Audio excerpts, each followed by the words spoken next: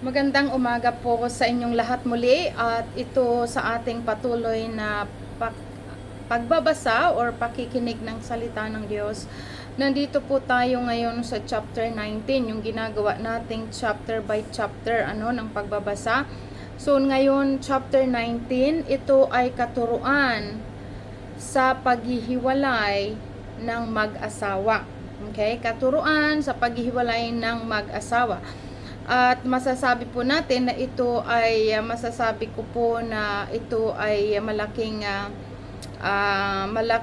turo maging sa akin dahil sa sitwasyon ko po sa aking asawa. Okay? So pakinggan po natin ito, but before that, tayo po muli ay manalangin upang hilingin natin sa Diyos ang patnubay at gabay niya po sa ating babasahin. So let's pray. Hallelujah. Dakilang aming Diyos na nakamasid sa amin sa oras na ito. Ito po ay aming pinaniniwalaan na tuwing kami nagkakatipon ay lagi kang nasa aming kalagitnaan at hindi lamang iyon, Ama, ikaw po ay nakamasid sa amin. Kaya muli ko pong itinutulog ang sarili ko sa pagbabasa ng iyong banal na aklat na ito, pati na rin ang mga nakikinig saan man sila naroroon sa oras na ito, na ito ay magturo sa mga may asawa at mga naghiwalay. At salamat po, O Diyos, at maging sa aking sarili, malaking pagtuturo po ito, Ama. Kaya salamat po, pinupuri ka namin, pinasasalamatan sa patuloy gabay at patnubay mo sa amin tuwing kami nakikinig ng iyong salita. At ang lahat ng itong pasasalamat namin sa iyo ay sa ngalan po ng aming Panginoong Hesukristo. Amen. So, ito po ay again chapter 19, ang katuruan tungkol sa paghihiwalay ng mag-asawa, no? Pagkatapos niyang ipinangaral ang mga bagay na ito, umalis si Jesus sa Galilea at nagtungo sa lupain ng Judea sa kabila ng ilog Jordan. Sinundan siya ng napakaraming tao at dooy pinagaling niya ang mga may sakit. May ilang parisiyong lumapit sa kanya na humanap ng maipaparatang sa kanya. So alam po natin na itong mga parisiyong ito, wala itong ibang ginagawa kundi sundan ang Panginoong Hesus upang maghanap ng maipaparatang sa kanya. At ito nga po, sabi dito po, may ilang parisiyong lumapit sa kanya na humanap ng maipaparatang sa kanya. Tanong nila, naayon ba sa kautusan na hiwalayan ng lalaki ang kanyang asawa sa kahit anong dahilan?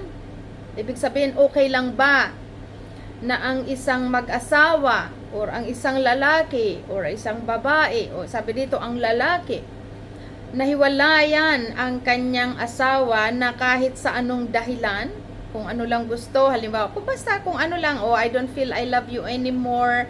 Ang iba dyan ay hindi nagkakaintindihan sa lahat sa loob ng tahanan, sa mga in-laws, or sa mga finances, or anything na dahilan.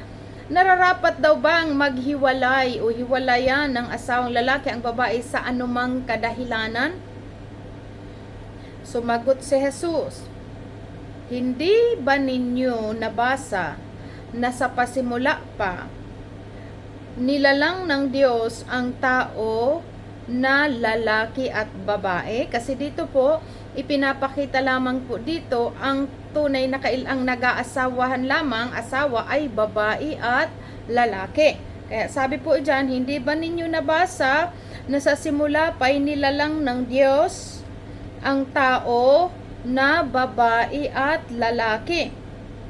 At siya rin ang nagsabi, dahil dito'y iiwanan ng lalaki ang kanyang ama at magsasama sila ng kanyang asawa at sila ay magiging isa. So napakalinaw po, mula pa sa simula ang sabi dito, nilalang ng Diyos ang tao na isang lalaki at isang babae. At sabi dito po, at nasusulat, at ayon, sabi dito, sa pasimula pa nilalang ng Diyos ang tao ng lalaki at babae, at siya rin ang nagsabi, dahil dito, Iiwan ng lalaki ang kanyang ama at ina at magsasama sila ng kanyang asawa. Malinaw po ano? Yan ang purpose ng bakit may lalaki at babae. Dahil sa pag-aasawa, iiwanan ng lalaki ang kanyang mga magulang at magsasama sila ng kanyang asawa, kaya magiging na silang isa. Okay? So malinaw po, magiging na silang isa.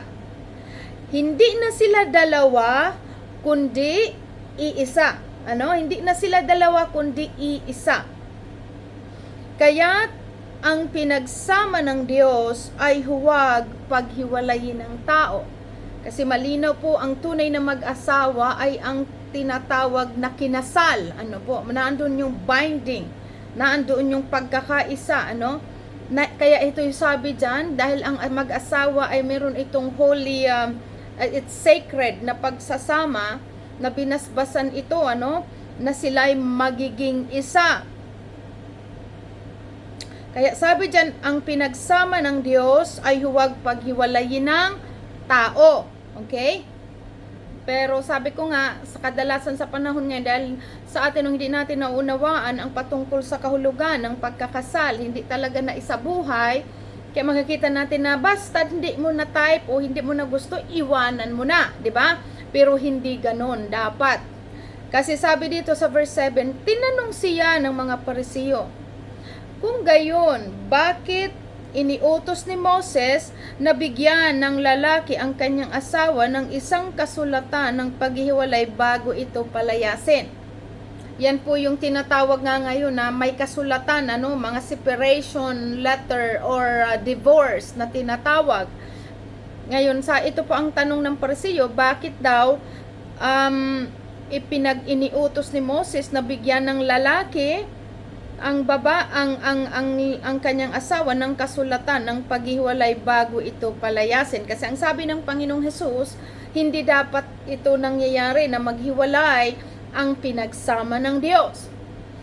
Subalit si Moses, sabi dito ng Parisiyo, bakit iniutos ni Moses na bigyan ng lalaki ang kanyang asawa ng isang kasulatan ng paghiwalay bago ito palayasin?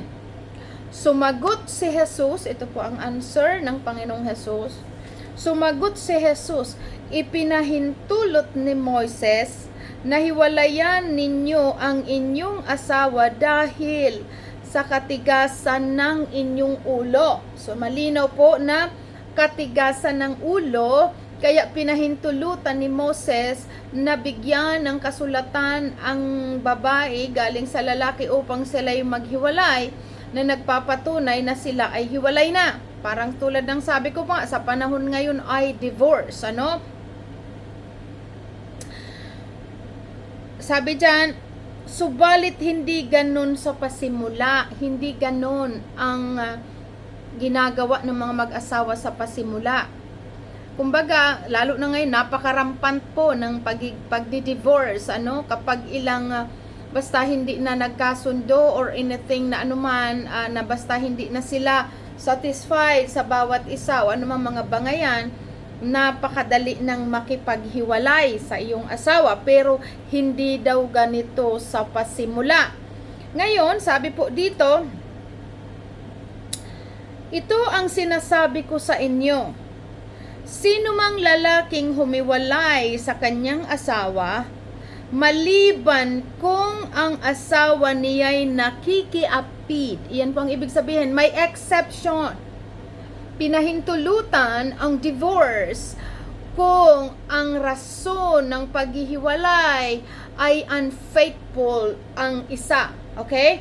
Hindi naging tapat ang kanyang asawa sa kanilang pagiging mag-asawa. May mga third party, kumbaga. Dahil doon, malinaw po, ang kinakasal, hindi na sila dalawa, kundi iisa. At anuman ginawa ng pagiging unfaithful, it's either ito ang lalaki or ang babae. Pero malinaw dito, tinutukoy kasi dito patungkol sa lalaki. Kapag naging unfaithful ang isa, pwede niya itong hiwalayan. Kunyari, ang isang asawang lalaki, ay hindi naging tapat sa kanyang asawang babae kasi nabe-break ang marriage vow. Kumbaga, yung pag-uugnay na sila'y pinag-isa, winasak ng isang partido. Kumbaga, ng isang third party. Kumbaga, may nasumingit, na hindi dapat, ngayon, kung halimbawa, sabi dito, kung ang lalaki ay hindi naging tapat sa kanyang asawa, pwede niya itong hiwalayan, okay? O ang babae man, pwede niya itong hiwalayan. Iyan lamang ang rason na sinabi dito, maliban na kung nakikiapid. Sabi dyan, Sabi dito, sumagot si Jesus, ipinahintulot ni Moses na hiwalayin niyo ang iyong asawa dahil sa katigasan ng inyong ulo. Subalit, hindi ganon sa pasimula. Ito ang sinasabi ko sa inyo, sino mang lalaking humiwalay sa kanyang asawa, for example po ako, hiwalay, pwede kami, ang katulad po dito sa Biblia, base na ating pag-aaral, pwede kaming ang dahilan na pwede kaming maghiwalay kung ang dahilan, katulad dito, pinapahintulutan ang patungkol sa divorce nung panahon sa kay Moses, na pinapahintulutan lamang ni Moses na maghiwalay ang mag-asawa kung ito ay nakikiapid, meaning nakikipag-ugnayan ang isang asawa sa iba. Pangangalo niya, kumbaga doon sabi nga dyan, may asawa na pero nakikipagrelasyon pa sa iba. Yan yung tinutukoy na pakikiapid. So yan po ang reason, biblically, na ito lamang ang reason na bakit na pinahintulutan ni Moses ang patungkol sa divorce kung ang isang asawa ay hindi nagiging tapat sa kanyang asawa. Sabi po dyan, napakalinaw, maliban kung ang asawa niya ay nakikiapid, itinutulak niya ang kanyang asawa sa pangangalo niya. Okay? So malinaw po na yung lalaki na unfaithful at ito'y hiniwalayan niya dahil nga sa pinahintulutan, na ito ay bigyan ng kasulatan ng divorce. Pero katulad ng sabi dito, itinutulak niya ang kanyang asawa sa pangangalo niya. Pangangalo niya meaning, kapag ang isang tao, itutuloy ko po para malinaw, kasi sabi po dito, maliban kung ang asawa niya ay nakikiapid, itinulak niya ang kanyang asawa na mangalo niya at siya'y mag-asawa ng iba ay nagkakasala ng pangangalo niya at ang mag-asawa sa babaeng hiniwalayan ay nagkakasala rin ng pangangalo niya. Unawan po natin, ito ang biblically galing sa Diyos na utos ng Panginoong Hesus. For example, kunyari ako, for example, ngayon, hiwalay kami mag-asawa.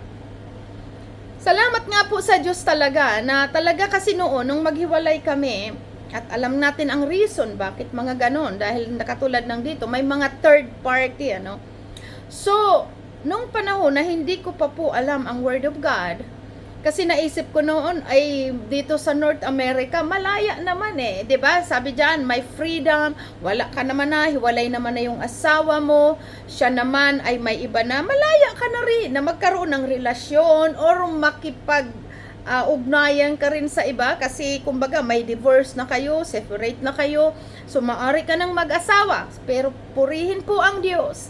Nung sinuyod at patuloy kong tinatanong ang Panginoon, kung ito ba'y nararapat, dito po itinugon ako sa salitang ito. Dahil malinaw hanggat buhay ang asawa, hindi ka pwedeng mag-asawa. Ngayon, tulad po ng sabi ko, tulad din ng salita ng Diyos, marami ang hindi kumbaga hindi lahat ay tumatanggap sa ganitong aral. Kaya makakakita po tayo na may mga asa-asawa, buhay pa ang asawa, sila po ay nag-aasawa. Pero sa akin, I will stand on the word of God na ito ang sinabi ng Diyos dito ako. Kasi sabi ko nga po noon, no, nagplano rin ako na parang nasabi ko naman, bata pa ako, lalo pa ang mga sinasabi ng mga kakilala ko, bata ka pa, maliliit pa ang mga anak mo, pwede ka pa namang mag-asawa. But salamat sa Diyos na iginayad niya ako sa tamang salita na kung saan itong sa chapter 19 ng Mateo, dahil gagamitin ako pala talaga ng Diyos. Dahil kung ako po ay nag-asawa, hindi ko ito maituturo dahil hindi paano ako magtuturo ng ganito kung ako mismo ay gumagawa ng bagay na ito, ano? Kaya sabi dito, malinaw po dito, ang lalaking naghiwalay. For example, ako, naghiwalay kami, that's the reason, dahil doon nga sa ang ground ng aming divorce ay yung third party, may pakikiapid, ano? So ngayon, matapos kaming maghiwalay, kung ako po ay nag-asawang muli, malinaw po dito, ano? Sabi dyan, itinutulak niya ang kanyang asawa ng mga lunya at siya'y mag-asawa ng iba, ay nagkakasala sa pangangalunya, at ang mag-asawa sa babaeng hiniwalayan, kunyari yung asawa ko, kapag siya ay nag-asawa ng iba, siya po ay nangangalunya, at kung ako naman ay mag-asawa, ako din ay nangangalunya, pati na rin yung magiging asawa ko, at kung sino man ang asawa ng asawa ko, lahat ay nangangalunya. Ito po ang sabi ng Word of God, at hindi natin ito pwedeng baguhin. Kaya nga sabi dito, hindi lahat ay kayang tumanggap nito. Pero sa atin, alam natin ang salita ng Diyos ay salita ng Diyos. Kaya maninindigan tayo sa salita ng Diyos. Aanhin mo ang asawa kung ikaw naman ay hindi nakakasunod sa kalooban ng Diyos. Kaya napakalinaw dito, pinaunawa na ang mag-asawa, hindi ito pwedeng paghiwalayin ng tao.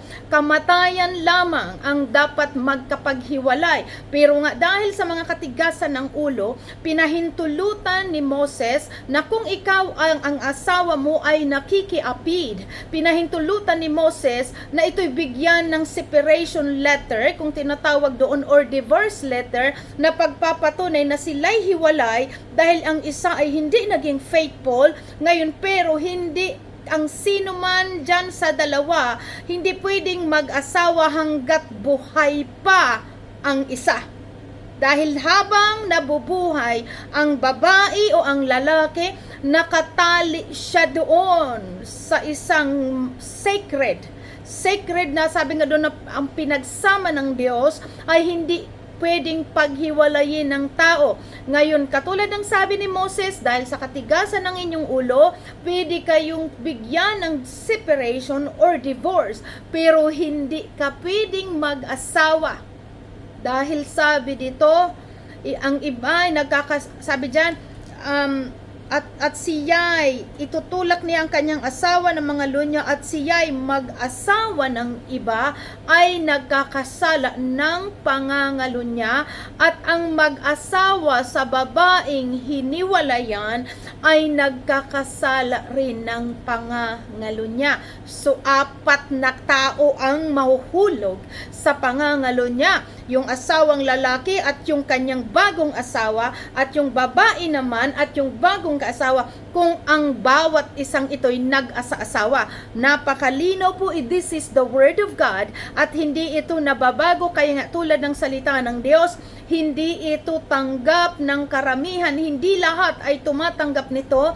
Kaya makakarinig tayo na may mga Kristiyano, buhay pa ang kanyang asawa, nag-asawang muli. Ngayon ang tanong, papaano po kung noon nag-asawa kami, hindi naman namin buhay pang aking asawa, subalit nag-asawa akong muli, hindi ko naman alam ang Word of God. Nung kami na ay nagsasama, saka ko ito nabasa. Ngayon tulad ng sabi ko po noon pa man, only God knows the heart.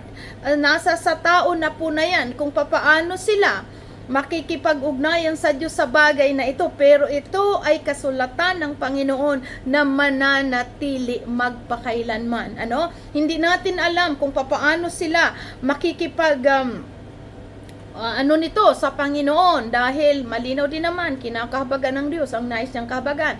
Pero sa ating mga Kristiyano ngayon, na alam na ito, tapos ginawa mo pa, ay yan po, ay talagang ang Panginoon na po talaga ang bahala sa kanila. Kasi malinaw ito, salita ng Diyos, ang mag-asawa ng babaeng hiniwalayan ay nagkakasala rin ng pangangalunya. Okay? So malinaw. Kaya salamat sa salita ng Diyos na tunay na ito po ay talagang nagtuturo sa atin na manindigan tayo sa salita ng Diyos, dahil muntik-muntik na po ako nito na mahulog sa ganito, na akala ko kasi ang sanlibutan ngayon, ang mundo ay marami po, lalo na po dito sa North America, napakarampant ng divorce, at minsan ilang bisis ng divorce, 3 bisis, 4 na bisis, and then ganun din sila paulit-ulit nag-aasawa ng iba. Pero dito po, tulad ng sabi ko, ang salita ng Diyos, maninindigan tayo dito sa Word of God. It doesn't matter kung anong sabihin ng iba, but ito ang katotohanan, at dito tayo maninindigan. At katulad ng sabi ko, salamat sa Diyos, dahil kung hindi ako nakinig noon sa salita ng Diyos, katulad ngayon dumating sa puntong ito na chapter by chapter tayo nagbabasa, papaano ko ito papaliwanag kung ako ay nag-asawa na buhay pa ang aking asawa? Okay? So salamat sa kabutihan ng Diyos. So iyan po ang pagpapaalala sa atin. Katulad ng sabi ko, may mga taong nagawa ito at hindi nila alam ang salita ng Diyos. Anyway, God knows the heart. Siya ang Diyos na po ang bahala sa bagay na yan. Pero sa ating naturuan, ito po ay salita ng Diyos na dapat natin sundin. Ano? Verse 10, sinabi naman ng mga alagad, kung ganyan po ang kalagayan ng lalaki sa kanyang asawa, mabuti pang huwag nang mag-asawa. Kasi nakatali ka, parang tali ka dyan. Hanggat hindi pa patay ang babae, hindi ka pwedeng mag-asawa. O either way, kapag hindi pa patay ang lalaki, hindi ka pwedeng mag-asawa. So ngayon, sabi dito ng Panginoong Jesus, sabi dito, sumagot si Jesus, hindi lahat ay kayang tumanggap ng aral na ito, kundi sila lamang pinagkalooban ng Diyos. Kaya nga makikita po natin maraming mga ginagamit yung mga marami silang ginagamit na excuses. Marami para lang kumbaga ma-approve nila ang sarili nila na sila'y nag-asawa, Marami. Kaya nga sabi dito, hindi ito tanggap ng karamihan. Kaya nga marami tayo na naririnig na nag-aasawa, may mga pastors pa, leaders, na nag-aasawa, buhay pang asawa, nag-aasawa silang muli. Pero dito po, ito ang sabi ng Panginoon, sumagot si Jesus, hindi lahat ay kayang tumanggap ng aral na ito, kundi sila lamang na pinagkalooban ng Diyos.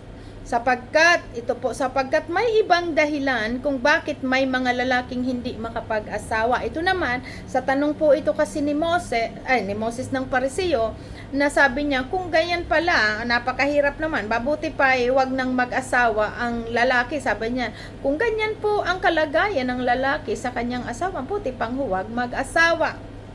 Pero ito po ang sagot ng Panginoon, sapagkat may ibang dahilan kung bakit may mga lalaking hindi makapag-asawa. Kasi sabi dyan ng Panginoong Jesus, hindi ito tanggap ng lahat. Pero may mga tao rin talaga na nastugon niya lamang duman sa tanong ng Pariseo na mas mabuti pa pala na hindi na lang mag-asawa kung ganyan din naman ang kalalagyan. Pero sabi ng Panginoong, sapagkat may iba't ibang dahilan kung bakit may lalaking hindi makapag-asawa. Kasi sabi ng Panginoong, hindi ito tanggap ng lahat, kundi yun lamang pinagkalooban ng Diyos. Na kung saan pinagkalooban ng Diyos, hindi ka makapag-asawa or something na you decided na, mananatili na lamang akong single. Yan po may kanya-kanyang dahilan, dahil ang sabi dito, sapagkat may iba't ibang dahilan kung bakit may mga lalaking hindi makapag-asawa. Ang ilan ay isinilang ng may ganitong kapansanan. Ibig sabihin, may mga lalaki na may mga disabled na hindi na sila makapag-asawa. Ang iba naman dahil sa kagagawan ng ibang tao. Ibig sabihin kung ano ba, may mga kagagawan, may mga kanya-kanyang reason bakit may mga lalaking hindi na nag-asawa. Mayroon namang hindi nag-aasawa alang-alang sa kaharian ng langit. Yan po yung katulad na example dito. Si Apostol Pablo, mas ginusto niya po na hindi na siya mag-asawa kasi pinaunawa din naman sa atin sa salita ng Diyos. Ang bawat nag-aasawa ay may responsibilidad sa kanyang asawa at mahati ang kanyang atensyon. Kaya si Apostol Pablo, mas ginusto niya na hindi na siya mag-asawa at inilaan niya ang kanyang buhay sa paglilingkod sa Diyos. Sabi dyan, hayaang tanggapin ang aral na ito ng may kakayahang tumanggap. Ayan, hayaan na ang aral na ito ay tanggapin na ito ng may kakayahang tumanggap. Salamat po sa Diyos na naturuan ako na tanggapin ito na talagang hindi na ako mag-aasawa. Salamat po sa tulong ng Diyos dahil dito natin naintindihan, tunay naman po pati talagang sa Diyos lamang natin masusumpungan ang tunay na kaligayahan. Verse 13, ipinalanalangin ni Jesus ang mga bata. May nagdala ng mga bata kay Jesus upang ipatong niya sa mga ito ang kanyang kamay at sila'y ipinalalangin. Ngunit pinagalitan sila ng mga alagad. Sinabi ni Jesus, hayaan ninyong lumapit sa akin ang mga bata. Huwag ninyo silang pagbawalan sapagkat ang mga katulad nila ang mapapabilang sa kaharian ng langit. Ipinatungan niya sa mga bata ang kanyang kamay at pagkatapos sila'y umalis. So pinaunawa po sa atin dito na maliban na ang isang tao ay maging katulad ng bata, hindi ito makakapasok sa kaharian ng Diyos, which is na-explain po yan sa chapter 18 na ang pagiging bata ay tulad ng isang bata nagiging sunod-sunuran sa sinasabi ng Ama, na which is yun ang pinapaunawa sa atin bilang mga anak ng Diyos, maging sunod-sunuran tayo sa utos ng ating Ama. Verse 16, ang binatang mayaman. Ito po'y talinhaga, didiretsuhin ko. May isang lalaking lumapit kay Jesus at nagtanong, Guro, anong mabuting bagay ang dapat kong gawin upang makamtan ko ang buhay na walang hanggan? Sumagot si Jesus, bakit mo ako tinatanong kung ano ang mabuti? Iisa lamang ang mabuti. Ngunit kung nais mong magkamit ng buhay na walang hanggan, sundin mo ang mga utos ng Diyos. So napakalinaw po ito, para makamit natin ang buhay na walang hanggan, sundin natin ang utos ng Diyos. Verse 18, alin sa mga iyon? Tanong niya. Sumagot si Jesus, huwag kang papatay, huwag kang mangangalunya, huwag kang magnanakaw, huwag kang sasaksi ng walang katotohanan, igalang mo ang iyong ama at ina at ibigin mo ang iyong kapwa gaya ng pag-ibig mo sa iyong sarili. Sinabi ng binata, sinunod ko na po lahat ng iyan. Ano pa po ang dapat kong gawin? So malinaw, sinunod niya daw at siya ang nag-ask, ano pa ang dapat kong gawin? Kasi lahat ng sinabi ng Panginoon Jesus ay ginawa na daw niya. Sumagot si Jesus, kung ibig mong maging ganap, gusto mo talagang maging ganap, sabi ng Panginoon Jesus, ipagbili mo ang lahat ng iyong ari-arian at ipamahagi sa may hirap, at magkakaroon ka ng kayamanan sa langit. Pagkatapos bumalik ka at sumunod sa akin. Pagkarinig nito, malungkot na umalis ang binata sapagkat siya'y napakayaman. So ito po yun na ang tao minsan may mga kondisyon sa Panginoon na, oh Lord, ako maglilingkod. At pag sinabi, katulad doon, sinabi ng Panginoon, ito ang gawin mo para pakapasok ka sa buhay na walang hanggan. Ibenta mo ang kayamanan. Kung nagawa mo na talaga lahat, mga pag-utos, ito na lang, isang bagay ang gawin mo. Ibenta mo ang ari-arian mo kasi napakayaman nga nitong lalaking ito. Ibenta mo ang ari-arian mo at yung pinagbintahan, ipamigay mo sa mahihirap at saka sumunod ka sa akin dahil sa langit, merong naghihintay sa yung kayamanan. Kita niyo po malino ang sabi ng Panginoong Hesus, nasa langit may naghihintay sa yung kayamanan, pero kasi dito sa lupa, alam naman natin na ang lahat ng dito iiwanan. Kaya nga po, ang totoong nakakaunawa ng salita ng Diyos, mauunawaan niya na talagang ang offer ng Panginoong Hesus ay mas higit sa kanyang kayamanan. Dahil ang kayamanan dito sa lupa, ito ay maglalahong lahat. May ending ang lahat. Samantala, sa pagsunod natin sa Diyos, nakita natin kung anong klase ang langit sa buhay na walang hanggan, ipinaunawa sa atin dito sa pahayag. So ngayon, itong lalaking ito, naintindihan natin na hindi pa siya talagang lubos na nakakakilala sa Panginoong Hesus or nakakaunawa ng salita ng Diyos. Dahil ang bilin ng Panginoong Hesus, hindi niya nasunod. Mas nangiral sa kanyang puso ang pag-ibig sa kayamanan kaysa sundin ang kalooban ng Diyos. Ayan, kaya sabi dito, pagkarinig nito, malungkot na umalis ang binata sapagkat siya'y napakayaman. Ayan, hindi kayang ipagpalit yung kayamanan niya sa utos ng Diyos. But ang isang Kristiyanong nauunawaan ang patungkol sa salita ng Diyos, ang lahat dito sa lupa, mauunawaan niyang ito'y mga temporary lamang at naunawaan natin na higit nating pagsumikapan na makapasok tayo sa buhay na walang hanggan. At kaya nga ang turo sa atin, tayong mga dito sa lupa, habang pinagpapala tayo ng mga material things, gamitin natin ito sa pagkakawang gawa, sa pagtulong sa mahirap. Kahit sabi dyan, maubos man ang inyong kayamanan dito sa lupa, tayo naman ay may buhay na walang hanggan. Meron ka pa rin kayamanang naghihintay sa langit, and that's the wisdom na galing sa Diyos na maunawaan na kung ano ang naghihintay sa atin sa kabilang buhay. So ayan, pero itong lalaki hindi niya naintindihan, hindi niya naunawaan, kaya hindi niya i-give up ang kayamanan. Verse 23, sinabi ni Jesus sa kanyang mga alagad, tandaan ninyo, napakahirap sa isang mayaman ang makapasok sa kaharian ng langit. Sinasabi ko rin sa inyo, mas madali pang makadaan sa butas ng karayom ang isang kamilyo kaysa makapasok sa kaharian ng Diyos ang isang mayaman. So napakahirap po sa isang mayaman na makapasok sa kaharian ng Diyos. Bakit? Kasi sila'y napakayaman na, ang akala nila doon lang mag-i-end up ang buhay nila dito sa mundo.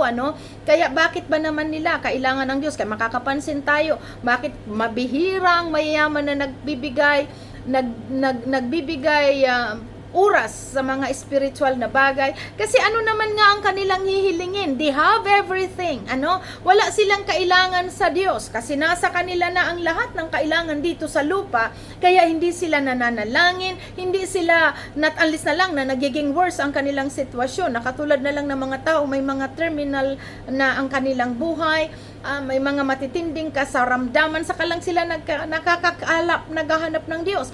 Pero ang isang mayaman, hanggat ito ay namamayagpag sa kayamanan, hindi nila kailangan ang Diyos. Ayan, kaya sabi dyan, although hindi lahat, pero masabi dito, sabi dyan, kaya napakarami. Kumbaga sabi dyan, sinasabi ko rin sa inyo, mas madali pang makadaan sa butas ng karayom ng isang kamilyo kaysa makapasok sa kaharian ng Diyos ang isang mayaman. Ibig sabihin, napakahirap ng isang mayaman na makapasok sa kaharian ng Diyos.